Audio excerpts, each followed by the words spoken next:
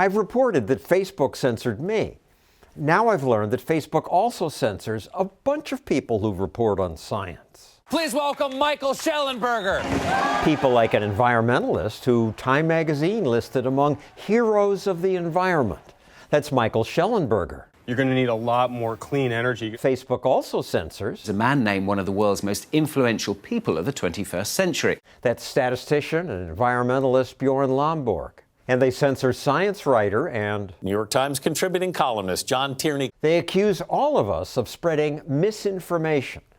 But really, the people guilty of spreading misinformation are Facebook and its fact-checkers. To do the fact-checking, Facebook partners with groups like these, all of them approved by something called the Poynter Institute.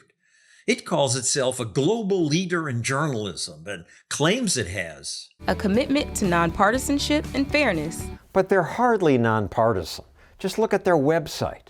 Their eagerness to honor left-leaning reporters and their push to decolonize the media and change language shows their leftist bias. Poynter once even apologized after it tried to blacklist conservative news sites.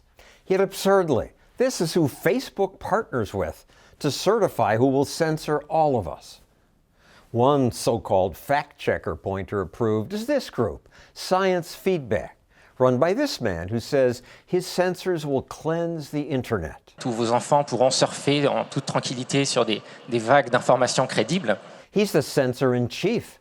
His group objected to this article John Tierney wrote that said masking children can be harmful. More than 10,000 parents said that masks were giving their kids headaches, making it harder for them to concentrate. Tierney simply cited a study, which later passed peer review, that said masks sometimes cause problems. Everything I wrote was accurate, and yet they labeled it partly false. They said the study he cited wasn't good enough because it's not a random sample.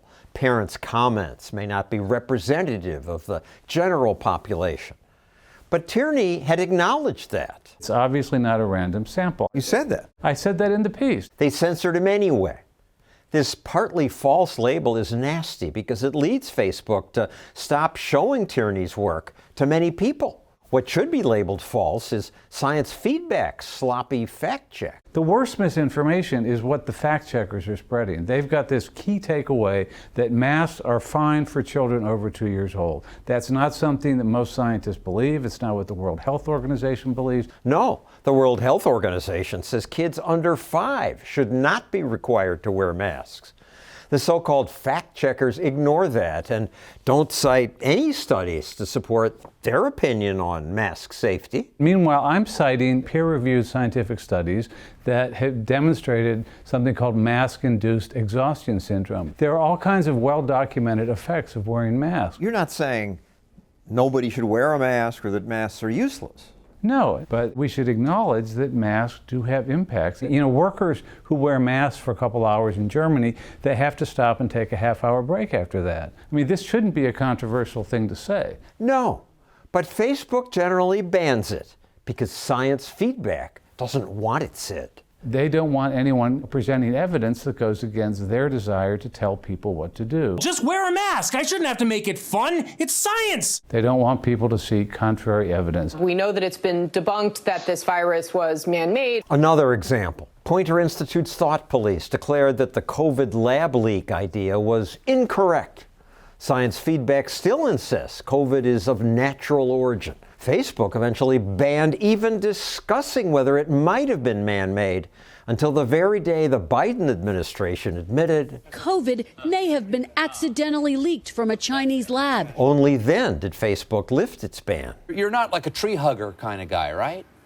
I am sort of a tree hugger. Global warming's another subject Science Feedback does not want people to see certain information about.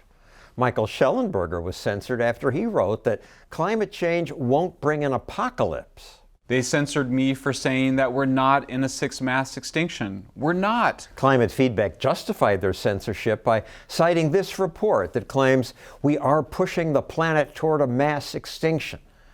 But a chair of that group told Shellenberger, we're not in a mass extinction. We don't say that. You have to have 50 to 75% of all species on Earth going extinct to be in a mass extinction. They also censor Bjorn Lomborg for saying, Turns out that when temperatures rise, you're going to see more heat deaths, but many fewer cold deaths. So overall, the rising temperatures have actually saved lives. Now, it hasn't been proven that the cause of the drop in deaths is the temperature rise. Could have been something else. But so what? His main point, that temperature-related deaths fell while the planet warmed, is true and important. Yet science feedback keeps that out of your Facebook feed. The points that I try to make are the points you don't normally hear.